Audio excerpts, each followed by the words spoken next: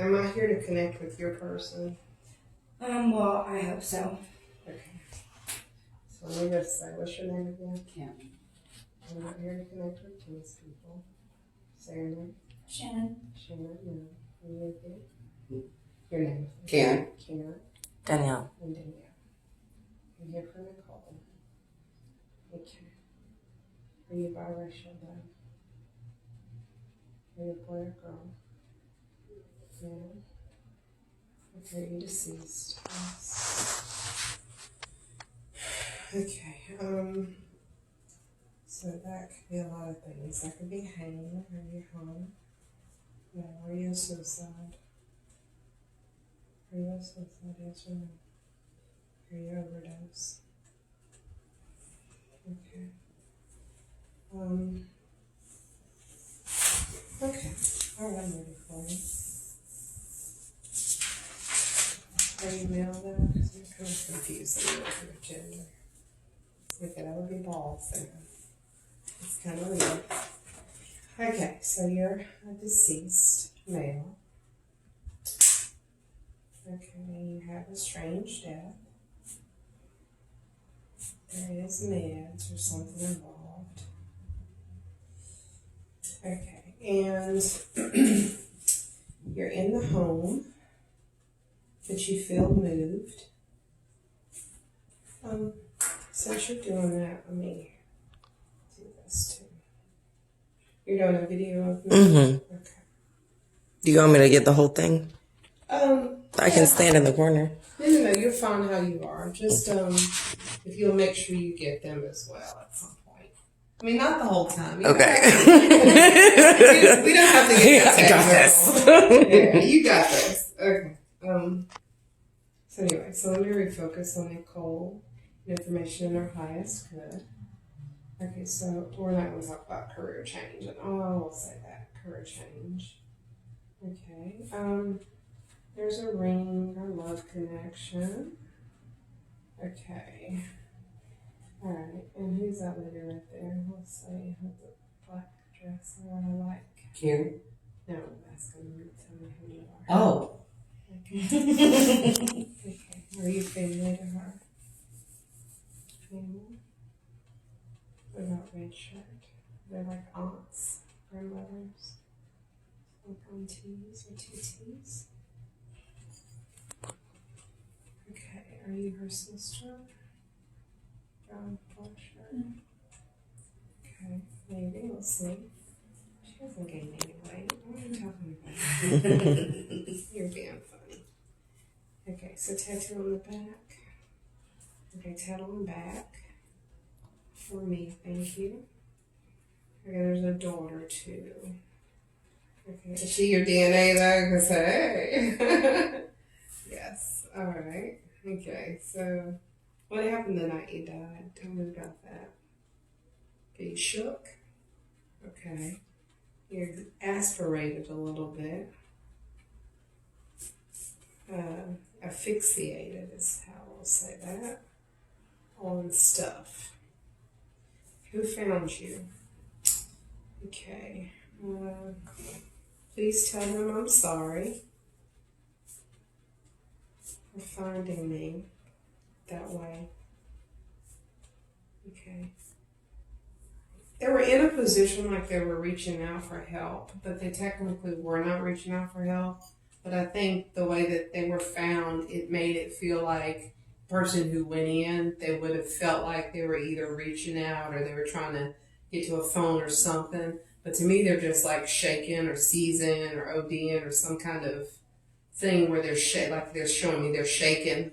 And I think they were replaced or moved too because they might have sit them up or tried to like, you know, like they've done before. They're doing this to their face, trying to get them to come to. To me, they were already gone. They were already past. They were blue, like I can see their face. They're blue. They're not still with us anymore. The eyes are rolled up and they're dead. I do feel like some kind of way this might have happened before because they were brought back or they had or it gave something where they might have come back before and this might have been a problem that they've had. But to me, it was almost like this time it was the end. This was it. They do show me. It's really weird because sometimes I go to Pace, sometimes I go to Beulah, sometimes I go to Milton. And for some reason, I'm in Blackwater River right now, in like the backdrop of that, looking at it. And this person is kind of walking over to the shoreline and saying, "This is my place. This is a place." So I think they love the water, and so if we were to think, and they might be in the water literally. That's funny. Or they might need to be. So there's a feeling of them being at peace. So I can just tell you as a family, this person is at peace. They're not suffering anymore. I do feel there might have been some addictive issues in the past. And at the time of death, there was probably something in their system beyond just one or two things. Because he talks about benzos is benzos. There was a couple things. He had weed in his system too, which is not like a big deal, but there were other things. And how they died is a counteraction of many things. But they look like they're at peace when I look at them. So there's not a feeling of suffering for them. But I would have to say the death to me is strange in the sense that it's not a suicide. It doesn't feel that. It was more of an overdose or something that was accidental. Their energy to me feels very masculine, like a boy. You know, he showed me balls, literally real balls. So I was like, are you a girl or you're a boy? He showed me balls. So I'm assuming this is a boy who was proud of his balls. You know, I feel like he was in a home or he was in a building or someplace, but he might have been moved after death because I feel like he said he was moved. And then he gives me a ring connection to maybe you. So I don't know if he's saying like, hey, this is my love, this is my wife, this is my woman. I don't know, but there's a ring that I would give to you, and that's the connection of love. He called y'all family. So there's like the auntie or, you know, he didn't mention mom, but he said the auntie, this and this and that. So y'all might be aunts to him. I don't know about if they're moms in here. Because he didn't make that word. And he, like aunts or TT, that's like we say TT, you know, so it's more like aunt and family. Then he mentioned something about a sister. So I don't know if that is in here as well. And then he talked about a daughter and having a biological daughter. That the biological daughter is of his DNA, and he is saying to whoever, because I always ask them when we have stepchildren, no, not necessarily ours, but he says his daughter, you know, is his real biological child. So he talks about that. He says, yes, he does have a daughter. She's of his DNA. And to me, when they present those kind of situations, it's just to let you know that person is watching over this daughter. So it'd be like, hey, I'm watching over my kid. She's my real kid. He didn't show me any other kids. He could have 15. He could have 20. I don't know. But just right now, he's specifically talking about a daughter or a girl that he is watching over. I know that he was talking about, because I asked him to take me to death to show me where he died. I felt like I was laying down, to be honest. I mean, when I saw him, he was laying down, so I don't know if he was positioned and fell, but I see him laying down, and he was showing me that he was shaking and that he had aspirated. And a lot of times what happens when they OD, sometimes it's either vomit that will make them aspirate or just stuff in their system. But the death to me would be a cause of an overdose.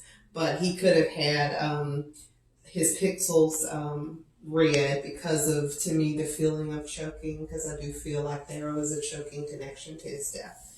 He said that he was sorry for whoever found him, so I don't know if that person is present in this room now, but please let them know, and I'm glad you're recording this, but you can let them know that he is sorry because of the way that he was found, because that has affected them to this day. And it's not anything that they could have done differently or come in quicker or anything like that. And then he also discussed maybe having something like this happen to him before. So I don't know if he had OD'd before, but he was brought back to life. To me, with the paddles or something. Boom, boom, boom. There definitely could have been, I mean, not times that I don't think any of us know about, but there definitely could have been times where he was probably close to death from all the different things he was doing, for sure. Yeah. And he made me feel like this time, it was like it was just his time. So there was nothing that, as a family, I have drug addiction in my family too. I mean, everybody does. Right. And so, you struggle with what did you do, what you could have done, I feel like he was like very easily he hid a lot. I mean, you probably knew, but he hid a lot because to me he feels very functional. You know, he feels very loving. His spirit is very loving.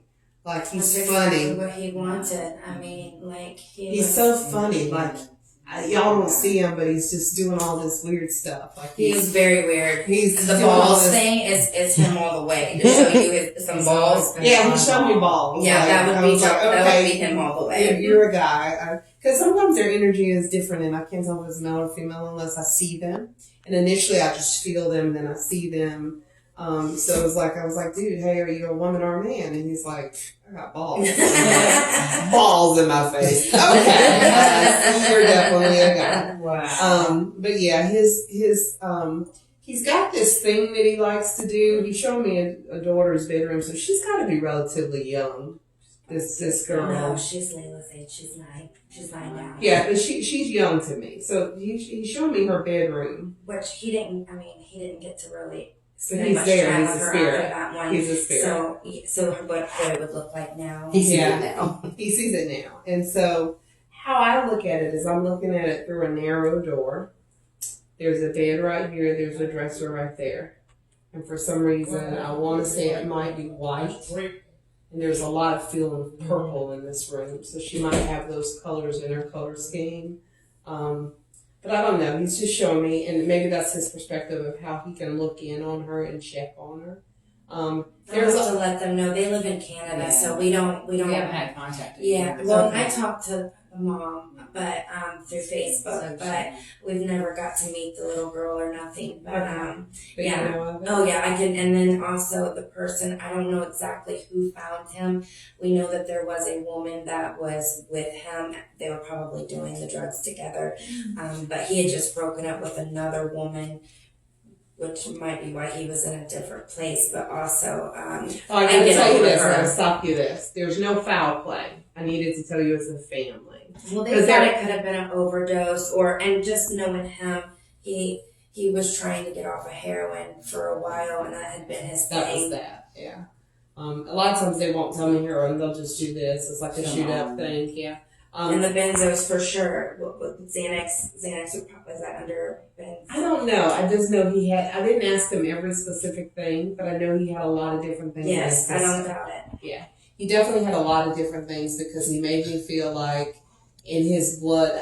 We use the term toxicology, and so a lot of times I'll ask him what all is in the system, and he's like, "There was a lot of stuff in my system." Oh, yeah. So he named a couple. Well, like, he named a couple, and I felt like he did have an arm situation. I didn't really get into And that. I'd be his sister, and I had a baby not too long ago, so I would be a little bit chubbier than what. Okay. So but it's funny. Is he biracial or something? Does he No. look tan or Well, something? we're Indian, so I mean, What complexion is he to you? probably Is he a little close to darker? me. Yeah. Probably a. Okay. Now my other sister, she is way darker than any of us. Okay, because he showed me your complexion a little darker.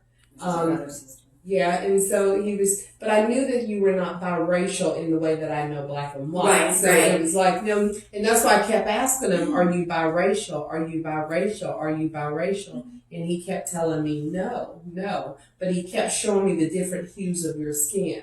And so this is probably you and another sister. Yeah, and I who's can be darker than this as well, Yeah. but not right now. And Brian was always. But Yes. I will say this for him, know that he's okay. He visits you often. When you sleep and you dream about him, those are not dreams. Those are what we call visits. I don't know. I mean, I have dreamt about him a couple times, but Shane is more of a dreamer. Well, Both of you are. yeah, Wow. Now you'll. Did he have an interaction with you as well, like when you were helping him or something? When he was a child before the other sibling was born. Because he wanted me to personally shout out to you and say thank you for helping me.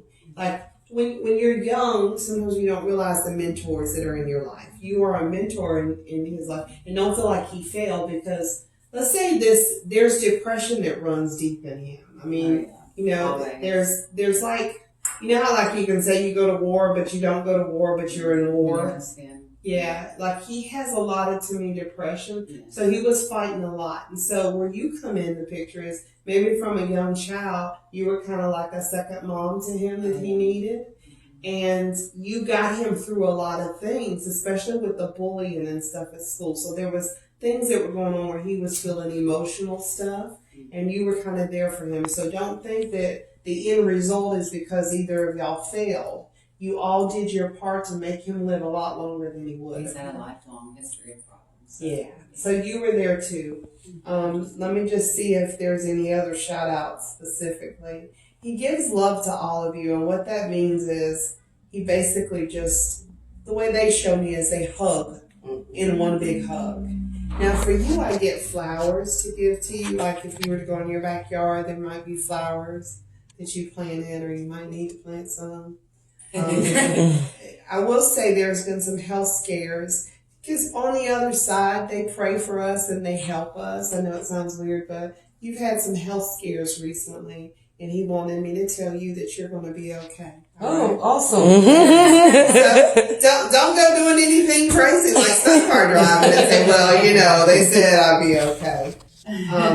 He said I could. I wanted to ask you about smoking and lungs. So, do you smoke? No, quit 2 years ago. Good for you, because what I needed to tell you is not to smoke anymore, because you do have a little bit of something in them lungs that hopefully will never be dormant. But we definitely don't want you smoking. That's probably Okay. me. Because I'm definitely. No, it's her. No, it's me. Thanks. I'll start my That's why I ask her.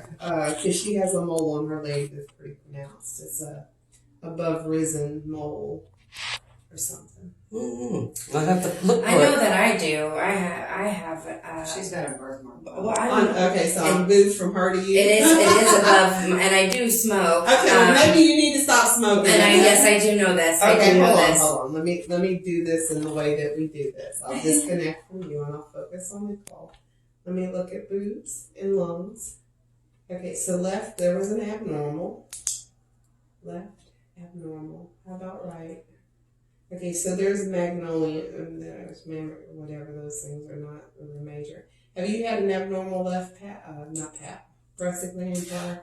No, and I actually had a mammogram done not too long ago, and everything came back okay. Have you had any left Oh, I had a problem at one point. on the left side? I don't remember what side. I'm sure it's the left, so we're going to dismiss you. Okay. And I love the way they validate things for me. Cool. Okay? And on your leg somewhere, you take and look. Okay. You have what's a mole, a risen mole or something on one of your legs. They can examine you when we leave. they can drop naked and they can take a look at all your legs. But there's something that they're showing me on one of your legs. It is the left breast that they show me. There was some issue, not really a worry. Yeah, it wasn't. It was some biopsy. It was fine. Exactly, it was fine. But that's why just smoking is probably not good for your bloodline. How about that? Okay.